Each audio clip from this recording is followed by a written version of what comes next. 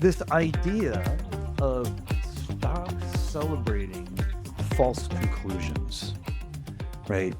I want to start right there because I think we're always looking at and making decisions based on the data or the recommendations that are coming in around us, the things that we see, the trend lines, everything. And the idea that we're making false conclusions and making decisions based on that. If we could just start there, give us an example of what you're talking about and why this is so important. Yeah. Here's the resource that rocked my world on this. It was actually a talk by Simon Sinek based off of one of his books, The Infinite Game.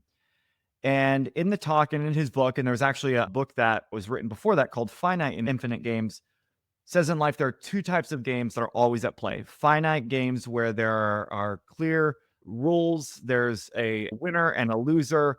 The point of the game is for the game to end. Infinite games, the rules are always changing. The point of the game is to perpetuate the game. There is no winner or loser.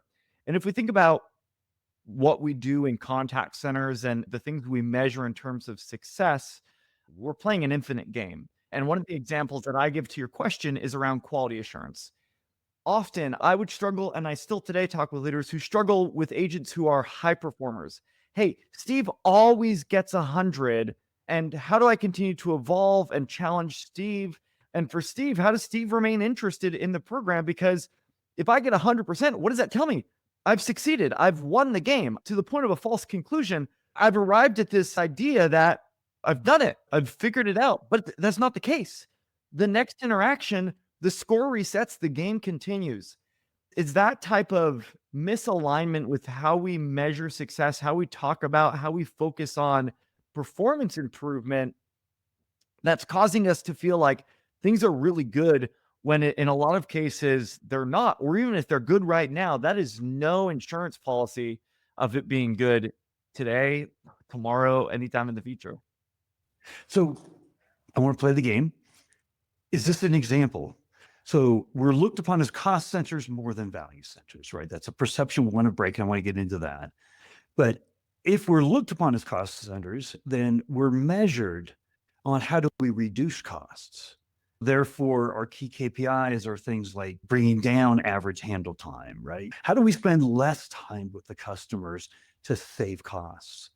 Where the infinite game is how do we create a customer experience that creates those NPS scores and creates the loyalty and creates the repurchase and creates all the wonderful things that comes out of that. But when the board's looking at one of the biggest cost centers in the business, they're looking at KPIs that are reinforcing the false conclusions of what we think we should be doing. Is that an example? I just wanted to like jump in and play a part of the game. I don't know. Yeah, it can be. And so there's two things I want to say on that front. One, using cost as how we quantify success or not certainly is the case because it's easy for us to see, it's easy for us to measure, and it's easy to look at in a single interaction, right? To say that, hey, in that interaction, this was the cost to the business, but it certainly loses sight of all of the other impacts that future interactions could have. Even niching a little bit further here, customer lifetime value as an example. I may look at customer lifetime value through the lens of what does Steve spend with my business, but I may not have any sight into the fact that maybe Steve actually he doesn't spend a lot with me, but he's a very strong influencer with a segment of customers who do spend a lot with me, right? So there's all of these nuances that when you play from a finite perspective, it can be really complicated. I think the bigger question though, why does that cost center paradigm exist in the first place? Why does the contact center have that reputation? Why do organizations continue to think that way? And to really understand that, we've got to recognize and accept two things. One, to my earlier statement, numbers are really easy to see. When we think about costs, like getting to that, we have reports already built for that. A lot of those variables are easy to find. So of course we would think about it in that context.